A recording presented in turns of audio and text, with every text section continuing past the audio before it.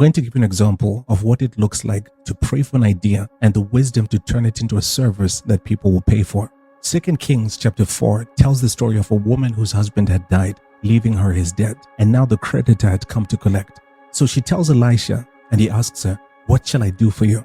If it were you in that situation, you'd obviously want the money. Me too. But remember I said, instead of praying for money, pray for an idea and the wisdom to turn it into a service, because we don't just want to be debt-free. We don't want to be broke again.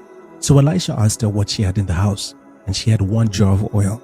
Then he told her to go and borrow as many empty vessels from her neighbors as she could, pour that oil into the vessels until it stopped flowing, and then sell it so she could pay off her debts. So she paid her debts by selling the oil.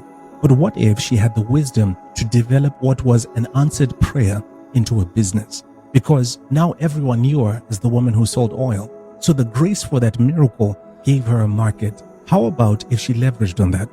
What if she took some of her profits, invested in fresh olives, and worked with his sons to produce more oil, and they sold it as their family brand of olive oil? She could turn a blessing that cleared her debt into a family business that creates generational wealth. Instead of praying for another financial miracle,